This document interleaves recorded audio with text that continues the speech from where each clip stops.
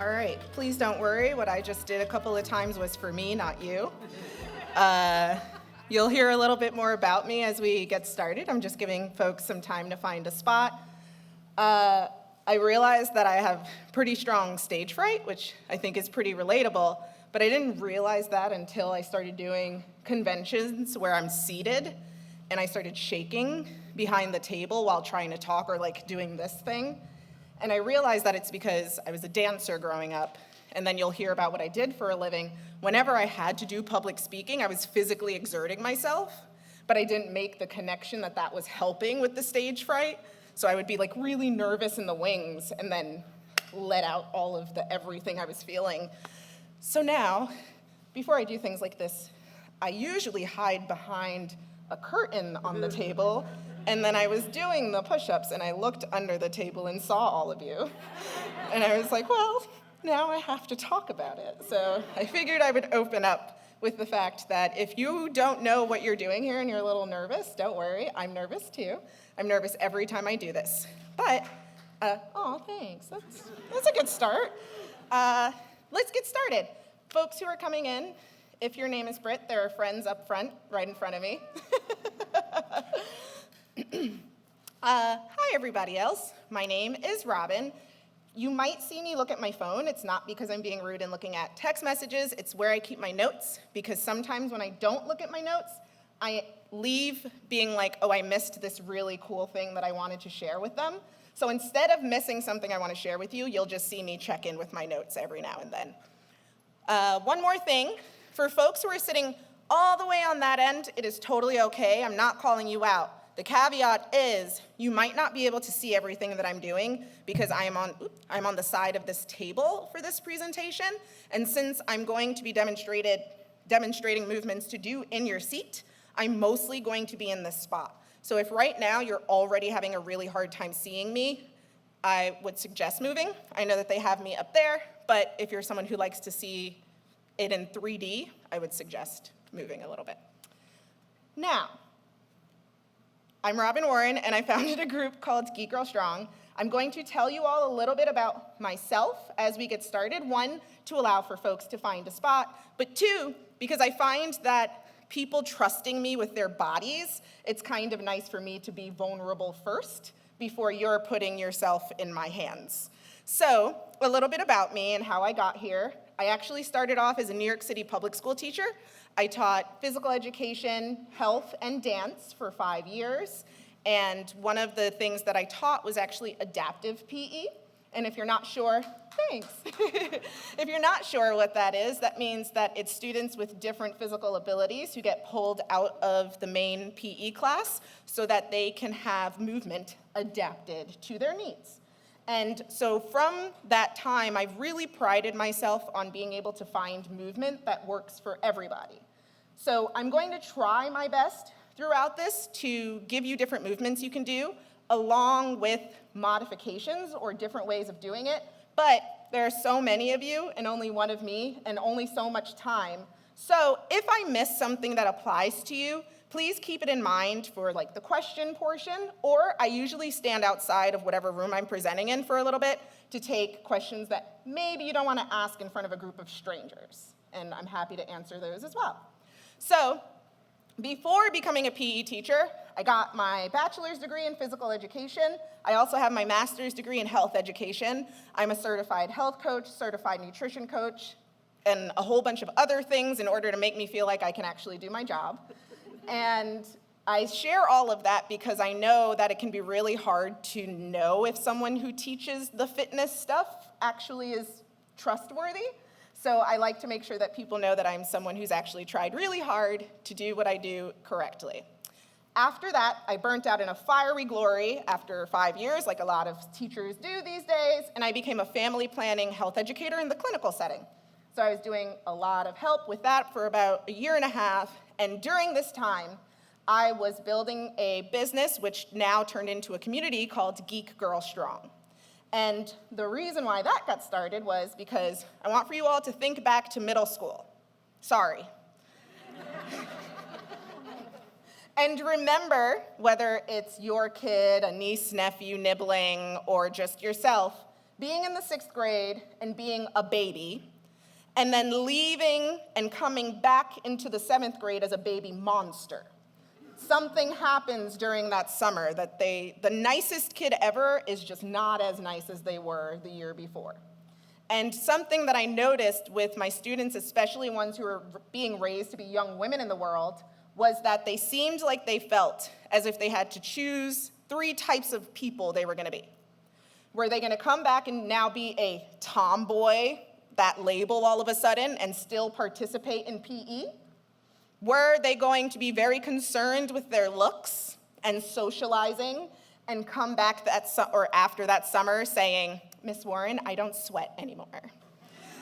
Were they going to be more interested in not changing and say, look, we can have an agreement. You let me read my manga in peace in the bleachers, and I will take the 0. Right? So, me being a very unassuming PE teacher, I will stand up. I do not look like what the media portrays when they talk about PE teachers. I'm a first-generation American on my mom's side. The last school I was teaching at was in Washington Heights in Manhattan, which is majority immigrant population from islands similar to the ones my family is from. And I was in my early to mid-20s. I'm the first person in my immediate family to go straight from high school into college and get a master's degree. Thank you. Everyone's very nice here. So I say all of that to say that I was relating to these students maybe in a way that not everybody could relate to them. And I was just their PE teacher. And so I would say things like, you want to see my deadlift that I did over the weekend? And then I would also say things like, the one time of year I'm going to be out from work is when I go to New York Comic Con. And they were very confused. But then I would come back from these things and say, if you lead the stretches, I will give you a comic book from Comic Con. So we won't use the word bribe. I was encouraging my students to participate in their health and well-being. And during that time, I started taking movement and getting a little creative with pop culture to get my students more involved. So whenever I say this, the name of this game, people don't know what it is, but every once in a while there's someone. Anyone know the game Steal the Bacon? All right, so some people remember it. If you don't remember it, it's a game where they put an object in the middle of the gymnasium, something like a bowling pin. They line up all the kids on the sidelines. They give everybody a number. They call out the number. You try to race for the bacon in the middle, steal it to bring it back to your team before getting tagged by the person on the other team. People are nodding. So instead of calling it Steal the Bacon, because stealing is bad, I would call it the Hunger Games Cornucopia. And I would put on the whole show and the odds and the whole thing, and instead of just getting numbers, my kids got districts. So I would bring them in and do the whole thing, and then now you know why I burnt out. I was doing too much. But I really loved it. And when I started going out and talking to people about what I did, I started going to a meetup group called Geek Girl Brunch. And while I was there, I would tell the women about all the work that I was doing and all the things I just told you. And a lot of them would say things like, if I had a PE teacher like you, I might have not hated it so much. Do you train adults? And I said, I don't, but I can. And during that time, started building up my clientele, and you'll hear more about the events that I run and all of that stuff. And then deciding, rather than expecting for these people who have had terrible experiences with trying to learn how to move their bodies and have a new experience with movement, rather than expecting them to come to some gym or some studio or some class, I can at least start off by bringing those things to them in spaces they're more comfortable in, which is why I'm here with you today. So, I actually don't like talking this much. I just told you I have stage fright. So I want to know a little bit more about you all now that you know so much about me. So I'm going to just raise of hand kind of answering question thing. Raise your hand if you sit for about 7 hours a day. This is PAX. Raise your hand if you sit for about 8 hours. 9, 10, 11, 12. Anything more than that is more than half of your day, right? Whether that's chosen or because you need to stay seated. Either way, that means that it's more than half of the hours in the day that a lot of us are staying seated, or at least for the entire work day, right? We are staying in the seated position. And we've heard so many things about you need to walk 10,000 steps a day, yada, yada, yada. But what I always like to remind people of is that something is better than nothing. If you get stuck in this all or nothing thinking of like, well, if I can't get the 10,000 steps a day, I might as well just sit here. That literally doesn't get you anywhere, right? So today for our movement, we are going to start up top and make our way down, and then we're gonna go back to the top for some stretches and make our way down. Sound good? So the first thing that I want everyone to do is we're gonna warm up our arms, and I want for you to just gingerly, gently put one hand out in front of you to make sure you're not going to punch the person in front of you in the back of the head. Yes, safety first. Wonderful. So, first off, I want for everyone to take their fingertips and place them on their shoulders. We're gonna warm up your shoulders.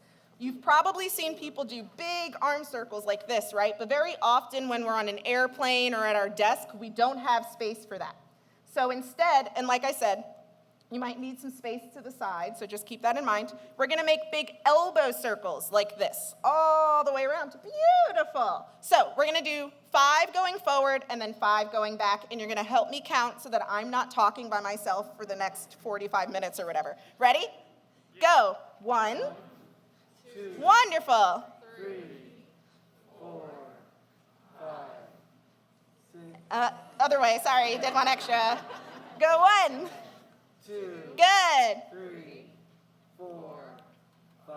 Excellent. And then just kind of shake it out. Kind of feel if you feel any different. If you heard some snap, crackling, and popping, it's just aging, sorry. It's life. Next up, we're really going to get into the rest of your arms. So I want for everyone to bring their arms up like this. And I want for you to pretend like you're creating a box between your fists, your forearms to elbows, and then your 2 elbows or points. So I am not a boxing teacher. I am not even a self-defense trainer, but the one thing that I can tell you is that if you put your arms up like this and you do it intently, you are protecting your face in the streets, okay? Yes, good. Next, we are going to be punching all together. I don't care how you punch except for one thing. Do not extend your elbow all the way out. Keep what's called a soft bend in your elbow in order to not hurt yourself. Other than that, I don't care. We're hitting air. Hit air, by the way. Okay?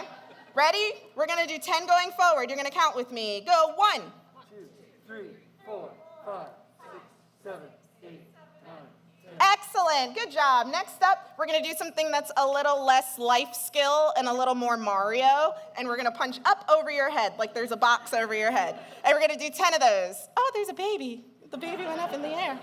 Ready, go. 1, 2, 3, 4, 5, 6, 7, 8, 9, 10. Beautiful. Next, we're gonna do what I like to call the remix. And this might feel a little bit like this for some people. And I would like to give you something that all dance instructors will tell you, which is if you mess up, keep going. No one knows what you're supposed to be doing. So we are going to do 2 going forward and then 2 going up, and we're gonna count to 20. Ready? Go. 1, 2, 3, 4, 5, 6, 7, 8, 9, 10, 11, 12, 13, 14, 15, 16, 17, 18, 19. beautiful. Round of applause for yourself. You did it. Yay. Good job. Awesome. You'll probably start feeling your arms feeling a little warmer. You might even like touch yourself like this and be like, oh, my arms are a little warmer than they were a moment ago. Next, we are going to work on your hands and forearms because I know that people who sit a lot talk a lot about how anything in here is painful, and I cannot fix that for you, but we're going to talk about some things that can make it a little better. So everyone, put your hands up in the air. I want you to spread your fingers out as wide as you can, not painfully, and then close them into a fist. We are going to do that as fast as you can, like you're saying hello to me. Ready, go. I love this part. And then now you're gonna go out to your sides like you're dropping the mic. Careful of the person next to you. Good, drop that mic. You just said something really poignant. You're so smart. Now you're gonna drop them to the side like you just went 1 trip into the house with your groceries. You're so strong. Drop your groceries. Drop them, drop them, drop them. Good, drop the mic. Back out to the side. If you're starting to go, oh no, what did I sign up for? That means it's working. Good, now say, goodbye, Robin, you suck. And relax. Good job. If you want to do a little bit of this because you're feeling your forearm burning, that is normal. But now you know, and I guess if you're in a cubicle, you don't necessarily want your coworkers seeing you do this. But maybe even if you just like do little ones in your cubicle, it can be helpful. Good job. You can also shake it out like that if it's helpful. Next up, we are going to continue moving down the body, and we are going to talk about posture. There it is. Every time. I did used to point it out as soon as it happened, but now that it happens every time, I love human behavior. So, as soon as I said the word posture, I'm like, oh, yes, sweetie, you look great. So, we are going to talk about what you just did, but we're going to break it down together so that you really understand what's happening in your body when you do this thing. So, first up, we are going to talk about cat-cows. Now, you might be familiar with that movement if you've ever taken or seen a yoga class. It's very often done on your hands and knees on the floor, but we are going to be doing it seated in our chairs. So, I would suggest scooting up in your chair a little bit so that your feet are solidly on the floor and you have at least a little bit of space behind you so that you're not just leaning against the back of your chair. And of course, if this is not accessible to you, you do what makes the most sense for your body. Next up, we are going to take your hands and place them on your knees like so. My fingertips are on the front, palms are on the top. Then you're going to take a deep breath in, and I want you to reach your chest to the front of the room. If it feels comfortable, you can put your head back, but you don't need to. Now I want you to breathe out, scrunch your belly, and bend your back to the back of your chair. Good. Breathe in, show me your proud chest. Breathe out, scrunch your belly, and push all the air out. Good. Do that 2 more times in your own time. Don't worry about me.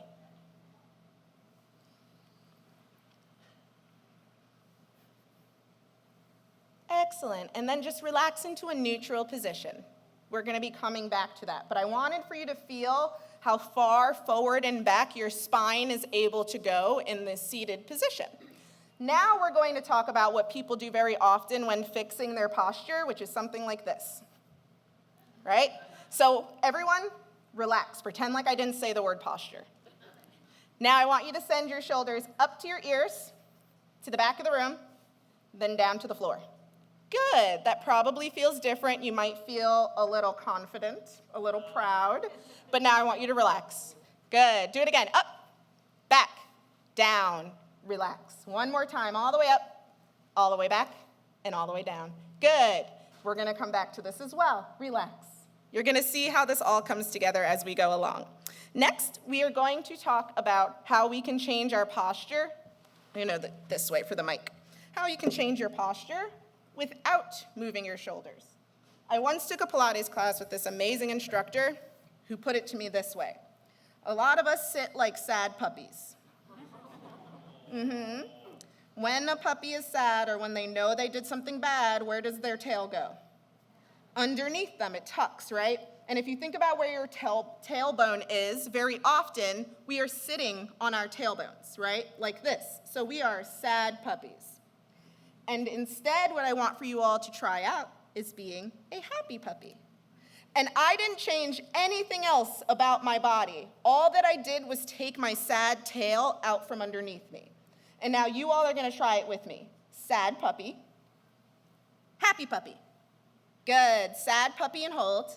So for those who are like, I'm not sure what's happening, we're taking that big pelvis bone here and taking it out from underneath us and then tucking it underneath us. Let's try it again.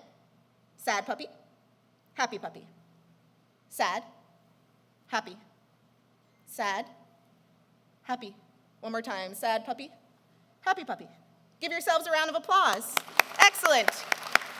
If you were unaware, you basically just went through twerking 101. You're welcome. Something that I did not mention is I'm also an accredited pole dance instructor. So, forgot I'm in Seattle. That doesn't get the same reaction everywhere.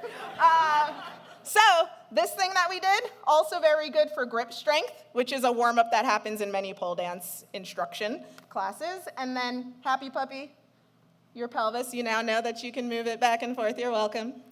And now we are going to do one more thing, adding on, actually 2. So I want you to remember what we did with your shoulders. Take them up, take them back, take them down. Become a happy puppy. Now, while you're here, I want you to notice, are your ribs jutting out in front of you? If so, I want for you to pull them in. There are a few ways to think about this. If you've ever worn a corset, it should feel like you're wearing one. It should feel really tense here. If you've ever braced for a punch of any kind or been scared and flinched, that's what it should feel like in your stomach. Another way to try this out, and it's kind of weird to do in public, so be mindful, is that you can do a fake cough. Reason being is if you've ever coughed or sneezed when your abs were sore, it was the worst thing that's happened to you in a while. So that is because your muscles are flexing when you when you let air out of your body. So we're gonna do that all together. I want for you to think about shoulders, pelvis, and engaging your abdominals. Ready? Relax. Now shoulders up, shoulders back, shoulders down. Happy puppy, brace the tummy. Good job. Now, I want for you to take your head and just lean it back. I'll turn to the side again. Lean it back just enough so that it feels like your bones are stacked on top of each other. If you're not into the gruesome stuff, imagine that there's a force field behind you that you like hit and stop. And now relax. So now you have a pretty good idea of what it means to sit up straight and strong for your body. It's a lot different than the way most of us sit. Keep in mind, most of us will never sit like that all the time. Your muscles are gonna get tired no matter what. If you have ever bought one of those big ball chair things, how long did you use that for? Right? Let's be honest. And that's not a you thing, that is a human body thing. It is only but so long that our core muscles can keep us up like this. You're going to need to rest. So now that you're in the rested position, let's put it all together. Shoulders up, back, and down. Happy puppy. Brace your tummy. Force field, or stack your bones. Excellent. Now, the most important part, please breathe. And relax. Good job, round of applause. Yay! Now we're going to use that skill in order to do a little bit of ab work. So, I want for you to take that position again, whatever that looks like in your body, and from your hips, I want for you to lean back towards the back of your chair. Just a little bit. Once you start to feel like you're caving over, I want you to stop. From there, either holding on to your chair or hands free, I want you to lift up one knee and place it down. Now we're gonna do that 9 more times alternating. Ready? Go 1, 2, 3, 4, 5, 6, 7, 8, 9, and one more, 10. Good job. So you may have felt your lower abdominals working. You may have felt, I'll show you, your hip flexors working when you did that. The biggest difference between only feeling it in your hips and feeling it in your abs is that engagement that I was telling you about. If you're flexing your stomach, those muscles will want to work more. One more thing to remember that a lot of people know now is that this like six-pack type of thing that everyone's always talking about, those are not your abs on their own. Your core is all of this. It's thinking about it like a tree trunk. So thinking about that when we're doing all of these things, you're working out your entire core. Moving on down to the body, we're going to start with your ankles. So you can either hold onto your leg like this, or if you're able, just kind of float your leg out there, and we're gonna do what's called a nerve glide, or an ankle pump. So I want you to point your toes, which means toes away from your face, and then flex your foot, which means whole foot towards your face. That's 1 repetition. We're gonna do 10. Ready to count? Go 1, 2, 3, 4, 5, 6, 7, 8, 9, 10. Excellent. Other side. Ready? Point and flex is 1. 2, 3, 4. You can hold on. That's still okay. 6, 7, 8, 9. It's okay. Very good. We're going to talk a little bit more about nerve glides later, but even just doing that in your seat when you're on a plane is very useful. On my way here, I didn't pay to choose my seat. It was a mistake this time. It's a gamble. I got the back corner seat. You know which one I'm talking about, the one when you can feel the door open in the bathroom. That was me. And then the person on the end didn't get up once. So I was just stuck there from Philadelphia to here, like this. Thank you. So one of the things that I did in my seat was a lot of these because I was unable to stand up, but I wanted to get the blood flowing in my legs so that I wasn't sitting like that the entire time. Something to keep in mind. Next up, we are going to do a little bit of cardio. You'll be okay. Oh, wow. See, what a lot of people don't know about me is I actually don't like cardio besides dance. I don't want to run unless it's for my life. So this is different for me, but I'm glad you're happy. We are going to do what's called quick feet. If you have ever seen anyone practice for a sport, you have seen them do this. It's the one when they're in what's called the athletic stance. And let me tell you, you know a lot more about athletic stance than you think. It's in every single sport, right? It's in volleyball, it's in baseball, it's in basketball and football. It is in every single thing that you can think of. So the reason being, it's very hard to knock me over in this position, and it's very quick for me to change my direction in this position. Do you believe I was a PE teacher now? Moving on. We are going to do this thing, but we're going to do it in your seats for 30 seconds. So yes, spread out a little bit if needed. Come on to the front of your seat if needed. If not, you can stay back. If you're someone who lives in an apartment, like a lot of people I know in New York, you may not want to do this so that the people underneath you hate you.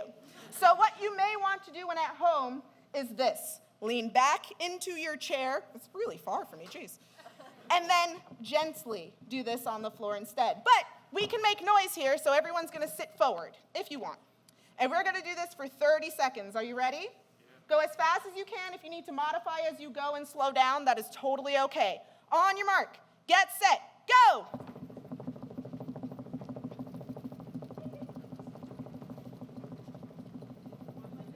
Yeah, no, the people underneath us. I'm sorry to tell you that's been 10 seconds. You're now halfway through.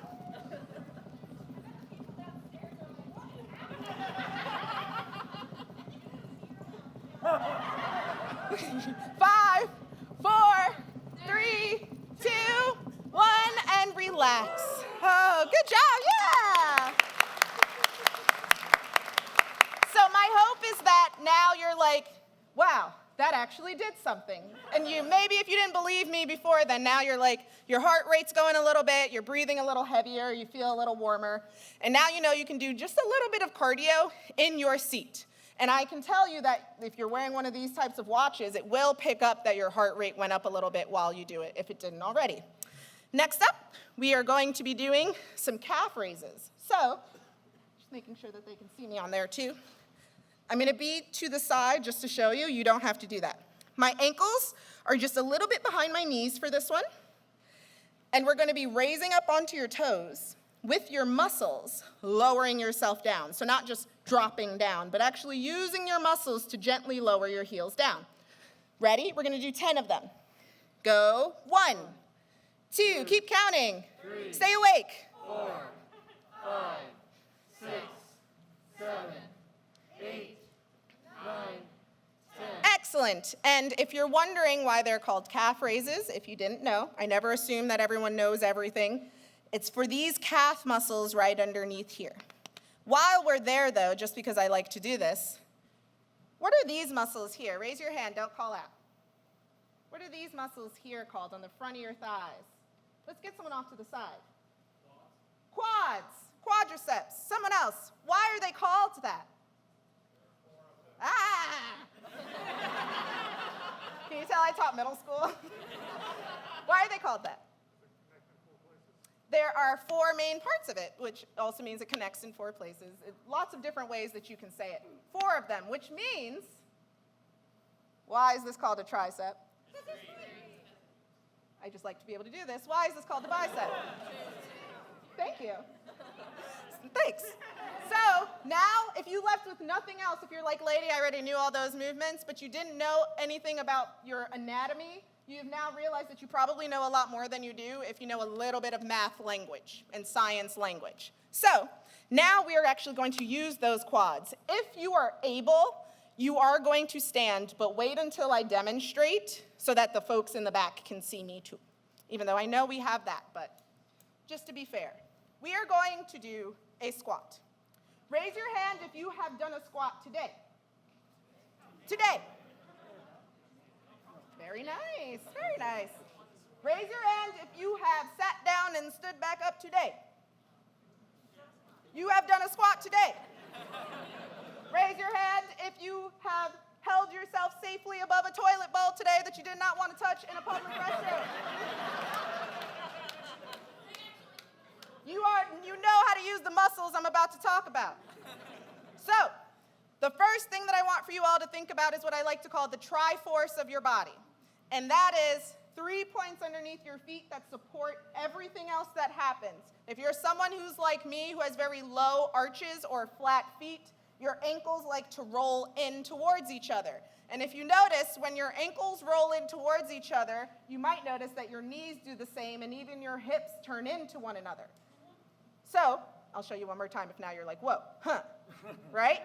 So what we're gonna do, now you can stand, is I want for you to think about pressing your big toe knuckle into the floor, pressing your baby toes knuckle into the floor. So think about the bigger knuckles, the one that's like attached to your foot on the ball of your foot.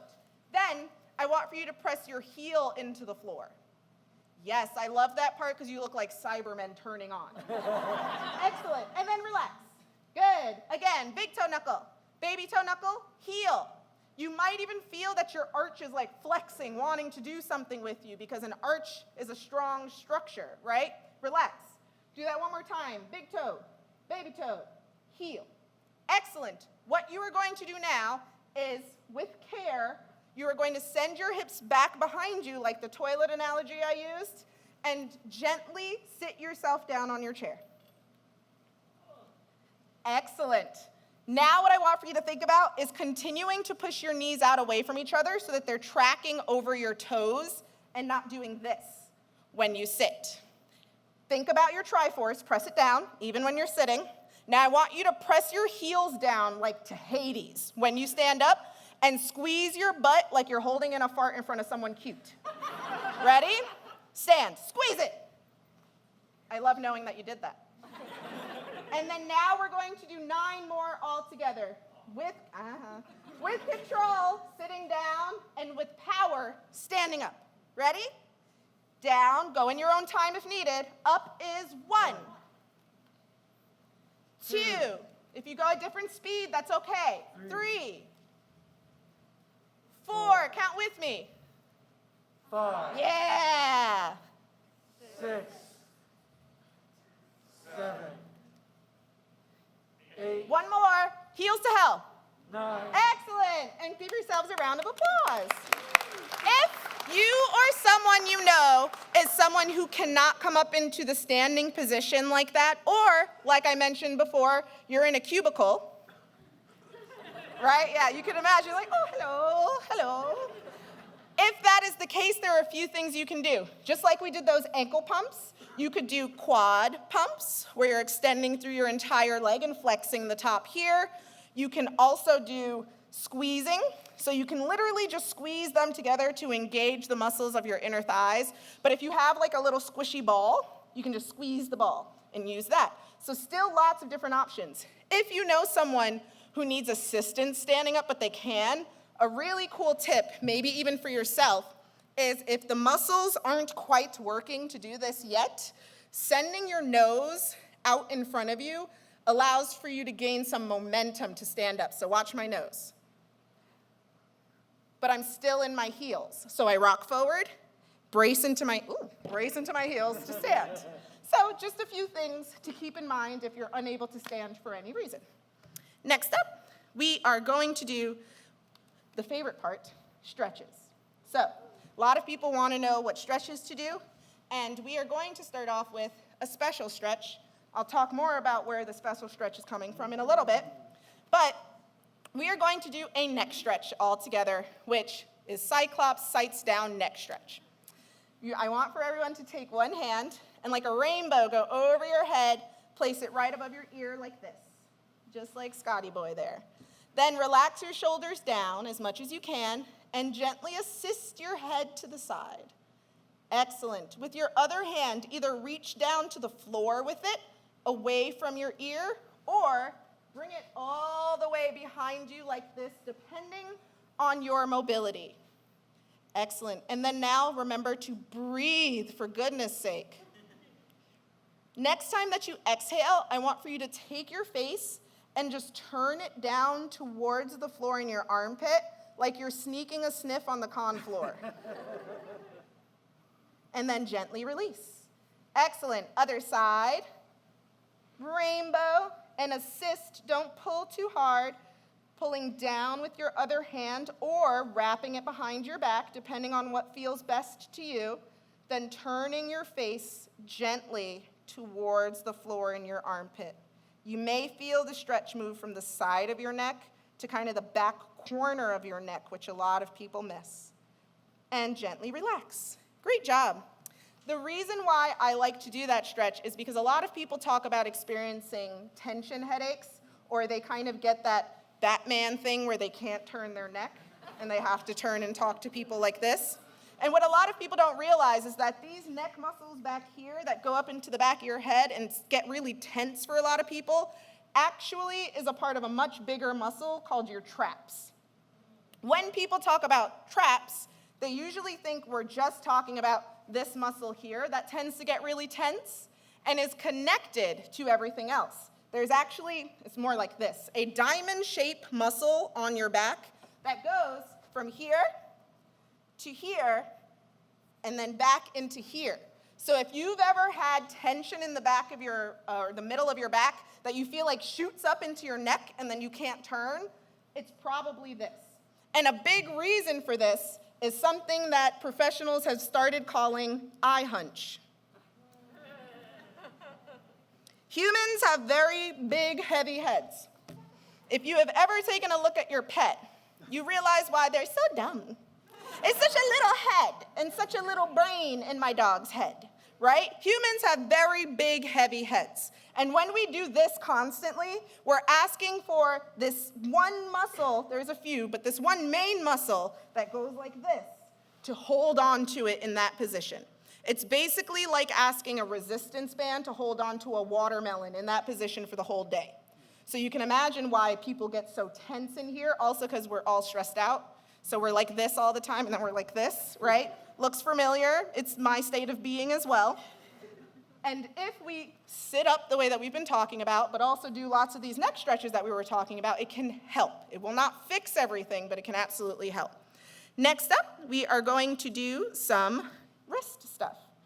A lot of people ask me, how can I strengthen my wrist? And I tell them that I cannot offer you anything through exercise, but what we can do is strengthen the muscles that support your joint. So if someone has knee issues, if you've done PT for it, they usually have you strengthen your thigh muscles and or lower leg muscles in order to support that joint.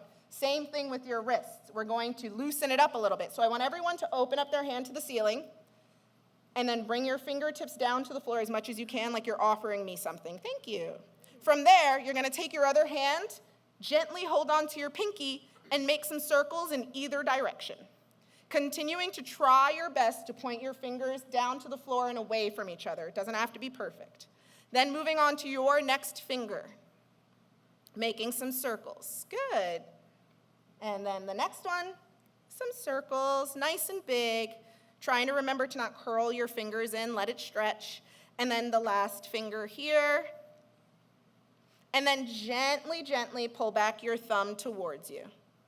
Excellent. Let's try the other side. Palm up, face me, big circles. Excellent. Beautiful. Next finger. Good. And the next one, pointing down as much as your body allows. That'll look different on everybody's bodies. And next one. And then gently pull the thumb. Excellent. So my hope is that you felt some stuff happening in here, maybe into your wrist. I want for you to show me your hands like I'm going to kiss it. Take your other hands, place it on top, and gently pull in towards you. It looks like this on the side. Good. Other side. And stretch. Good. And then shake it out. Great job. Next up, we are going to do what are called nerve glides. And I mentioned that before in your leg. A nerve glide is something that actually does exactly what it sounds like. Your nerves are moving and gliding or stretching inside of your body. So sometimes we don't need to stretch our muscles. That might be helpful. For folks who have had nerve damage of any kind, PTs will often have them do this kind of thing. So we're going to do what's called the ulnar nerve glide. And if you don't know what that means, it literally is the nerve that runs from your pinky through your arm, so this side of your arm. I want everyone very carefully send your arm out to the side. Good. Yep, palm up just like that. Excellent. And then I want for you to flip it over and point your fingers to the ceiling. You might already feel a stretch starting. From here, I want for you to take your fingers in the same position, point your palm back up to the ceiling, then your fingers down toward your shoulder as much as you can, like you're listening to your hand. I see faces. That's probably a good thing. But please, breathe. Good. And then gently release. Let's do that again. All the way in, nice and gently. You might feel a little tug in your pinky. That's possible. And then bring it out. Let's do the other side. Say stop. And then bring your fingertips towards you like you're serving yourself a platter. Bring it out straight. And then bend it back in.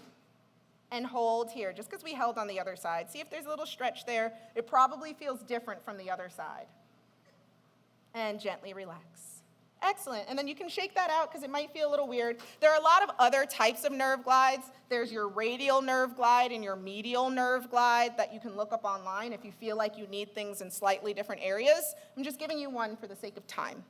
Next up, we are going to do a stretch that is very familiar to a lot of people who took PE in the US. And very often, it looks like children on floor spots like this. Look familiar? What's this doing? Look cool. Do I? Do I look cool? Thank you. It's doing nothing. This is called a deltoid stretch. Someone raise their hand, classroom participation points. Where's your deltoid muscle? Yes. Right here. So very often, it's referred to as like the cap on your shoulder. When people say that they like an actress or Michelle Obama's arms, very often they are talking about the deltoid muscle, right? If you think about it, they're not really talking about biceps and stuff. It's just her standing like this, and they see that thing, and they're like, ooh. So we are going to stretch that muscle. Take your arm out to the side. Now, carefully, watching the people around you, take that arm and send it straight across your body without bending it, or as much as your body allows. Next, you're going to take your other arm. Rather than doing this, which is where I know a lot of people are going to go, I want you to cross your forearms to give yourself some more leverage. Or take your hand and hold on to your forearm, whatever works best. Anything below your elbow. From there, I want you to take your shoulder and lower it to the floor. Those are the sounds I live for. Wait. And then do some wrist circles while we're here if you want. You can also bend your head away from the stretching shoulder from an extra neck stretchy thing. Good. And then release. Let's do the other side. Arm straight out. Across your body. Forearm, however works best for you. Shoulder, down. Wrist, circles. Neck maybe stretches, but body definitely breathes. Good. And then relax. Next up, we're going to stretch your tricep. Where is it? Point at it. We did this. It's okay if you don't know it. You just met me. It's here. It's this one. It's the 3 back here. So, hand up. Middle of your back or as far as you can reach. Taking the other hand, holding on to your elbow or as much as you can reach. Pulling it to what's called your midline, or if my spine were to shoot out of the top of my head, where that is. Now, I want for you to look up at me with your beautiful face. Yes, that should feel different. Someone made a face. It made me laugh. Points to you. Now, if you notice that you're jutting out like this, like we spoke about before, I want you to pull your ribs in to keep the stretch in the top of your body. And then relax. Other side, middle. Holding on. Pulling as far over as you can and looking up at me.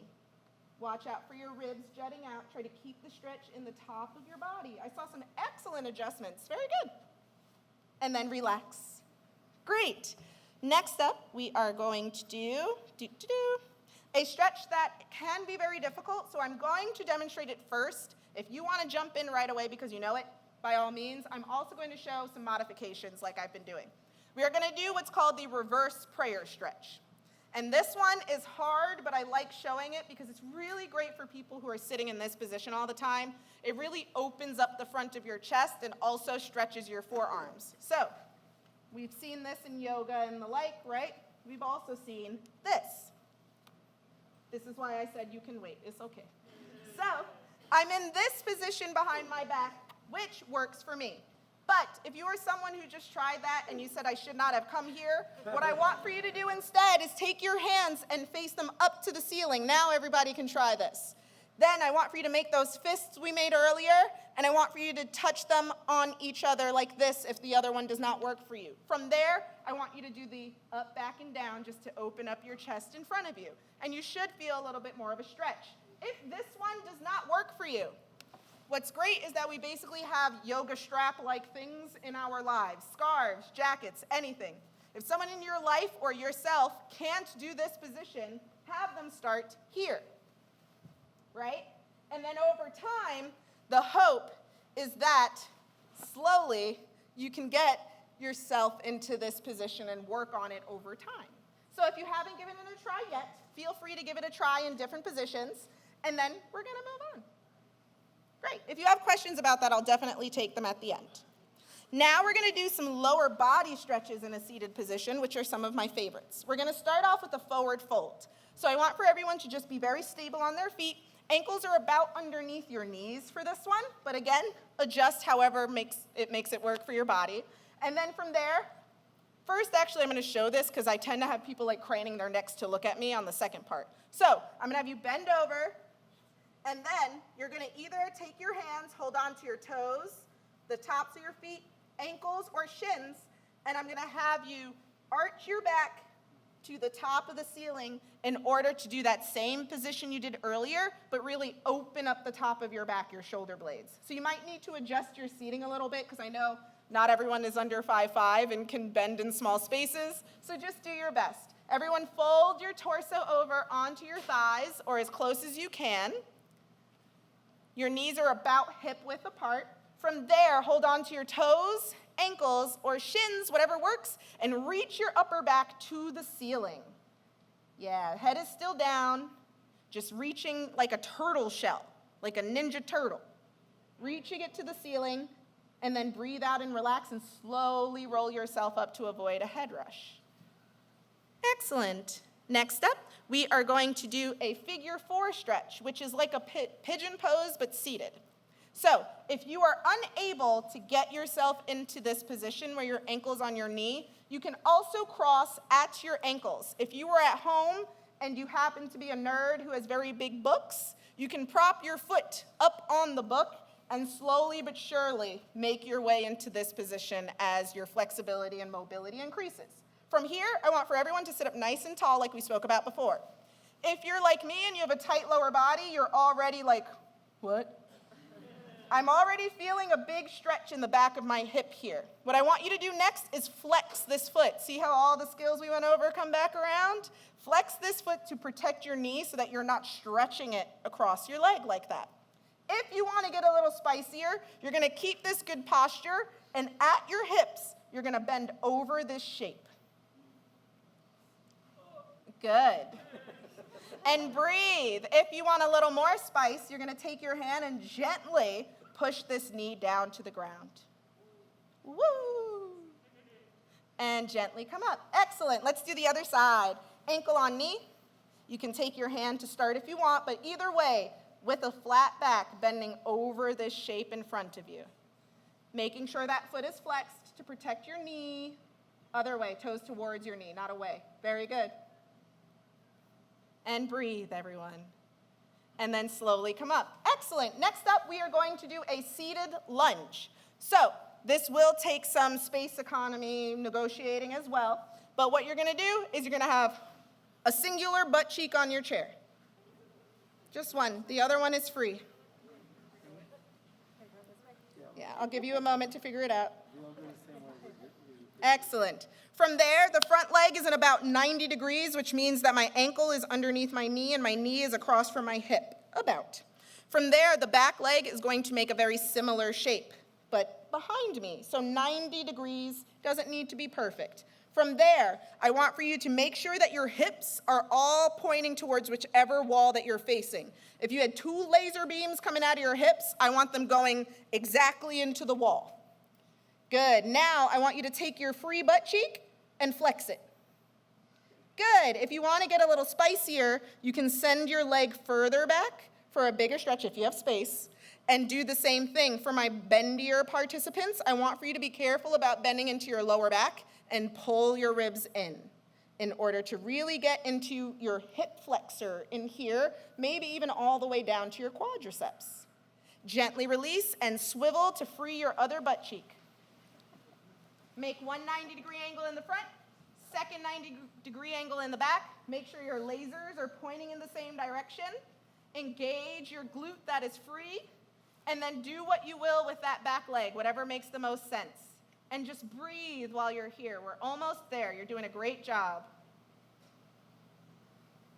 And then exhale and come back to face me for one more. You're going to place your heel on the floor. You might need to go to the side for folks who are right behind a chair. And then you're going to take 2 hands, place them on top of each other like you're diving, and go whee, and dive towards your toes, or your shoelaces, or your ankle, or your shin, or your knee. Whatever works best for you. You are stretching your calf and possibly hamstring muscles, the ones on the back of your leg that we spoke about. And just breathe here. Then slowly roll up to avoid the head rush we spoke about, and go to the other side. Both hands, little dive, go wee. Good. And then breathe here. If you're reaching not as far on this side or a little bit more, that's totally normal. And then slowly roll up and give yourselves a round of applause. Excellent. So we are doing great on time. I do have a couple of slides about nutrition for people who sit a lot, but I'd like to take a survey first. Are there a lot of people with questions about what we've done so far today or anything in general? I see 1, 2, 3, 4. Oh, there's quite a few. Okay, so I'm going to do kind of the speed run of the nutrition stuff, leave a little bit time for questions. If I don't get to your question, like I said, I always make time for people outside. So, nutrition tips. The study of nutrition is super duper new. Participation. Who can tell me the decade that the first vitamin pill came out on the market? Yes. Earlier. It was 1980s was the first answer. Anyone else? Yeah. 60s? Earlier. Yes. 40s. You jumping by 20s. It was around 1930. So, yes, that sounds like a long time ago, but if you think about science, that is not a long time ago. The study of nutrition is a very young science. So if you feel very confused by the fact that they say eggs are the worst things you could ever eat, and then the next week they say the cholesterol in eggs is the best thing you could ever eat, just know that you're not alone in being confused. We have all seen the fact that science takes a long time and gives us different answers, and then we adjust our behaviors based on that. That is what's happening with nutrition all the time. We actually don't know that much about what it does to our bodies in comparison to other sciences. So keep that in mind. Goes to my next point, which is it depends. If there is someone out there that you ask a question and you're like, what should I eat to do X, Y, and Z? And they give you an answer and they don't know you, they're lying. They are lying to your face. They are lying on the internet. Because it should be, it depends. Just like when we were doing movement and I said that your body's not going to look exactly like mine because it depends on your body, the answer for nutrition should always be, it depends. And they need more answers from you. Next, I'm sorry to tell you, but sleep really matters. There is no reason for a living thing to go unconscious and defenseless for hours at a time if they didn't absolutely need to do it. Evolutionary, that would not make sense.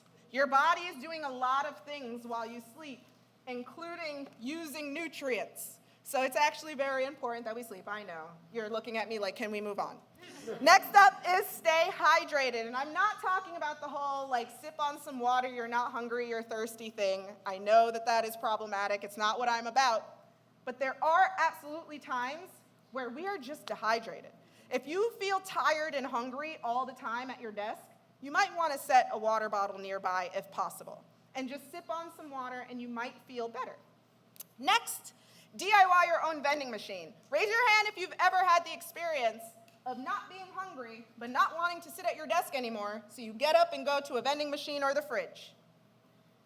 Raise your hand if sometimes you've realized that you just want to talk to your friend or spouse or whoever that's over there instead of doing your work, and you actually didn't want the snack that you're now eating.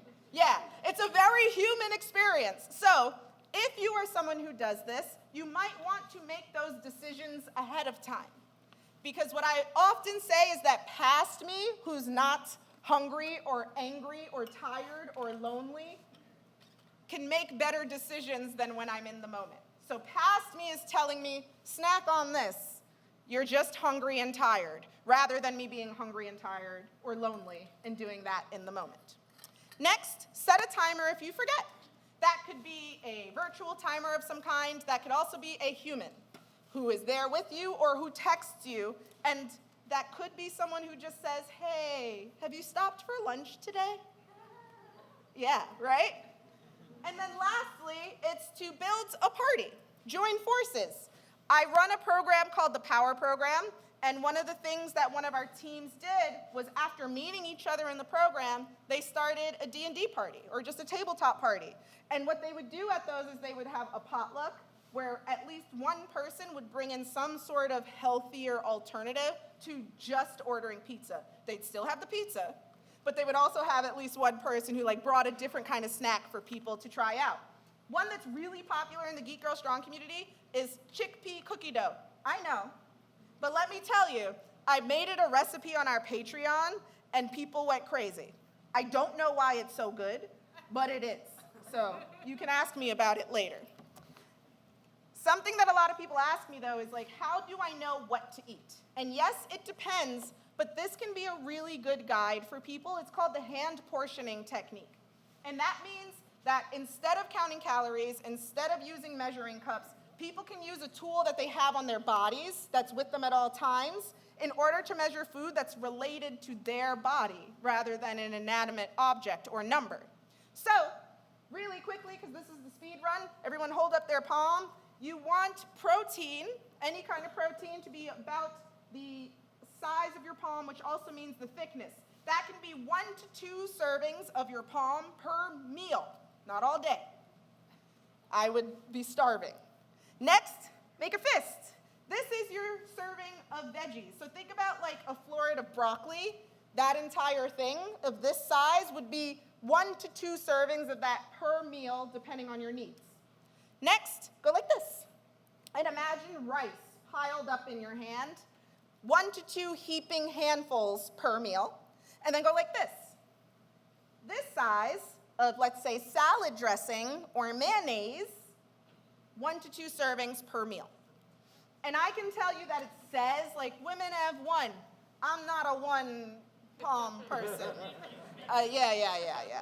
And some people are, but I think that even though I'm a smaller human, my level of activity, I am starving if I only eat 1 of those. I've learned, because it depends, 1.5 of each of those 4 times a day, split up by every 4 hours. And that is a very specific answer, so that's not for you, that's my experience, but that gives you somewhere to start. Awesome. Next. The thing that we did earlier, I am learning how to talk about this publicly, but I recently became a published author. I got to write the Marvel Fitness deck. So, there are 50 cards with a bunch of different Marvel characters that teach you how to do the kind of things that we did today, as well as lots of different movements. And I have had it confirmed that if you read the cards, you kind of hear my voice. So, if you like my style of teaching and it's not judgy and weird, apparently the cards sound very similar. Every card not only has the instructions, but also modifications when applicable. So, if you are interested, it is on sale now. It just came out, is this August still? Where am I? It came out August 6th. So, if you're interested, you can buy that. But if you were interested in what we did today, and I saw some of you taking pictures, but if you want a PDF sent from me to you of everything that we did today, including pictures of me demonstrating all of the movements, you can sign up for the newsletter. I also have my friend here in the yellow hat who has the little gift, so you can get a little bookmark or postcard if you would like one on your way out. I know that I didn't get to public questions, but if you have one and you want to meet me outside, I would be more than happy to answer them. If you want to find me online, it's at Geek Girl Strong everywhere. If you're in the New York City area, we are hosting a New York Comic Con kind of pre-show workout where we'll be doing a New York themed workout. So if you're in that area, there are only 2 spots left. It's about to sell out. It's in September. And join our Patreon. I do themed workouts, themed playlists.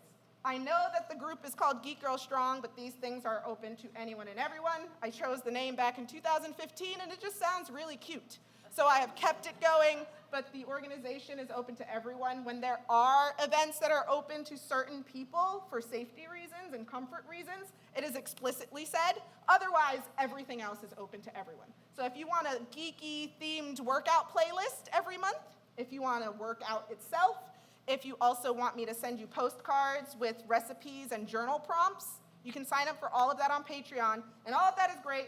No one really cares about me, though. They just want to be in the secret Discord server and talk to one another. So I know that when I'm dead and gone, the Geek Girl Strong Discord server will be like archived somewhere, it's saved and still going when I'm gone.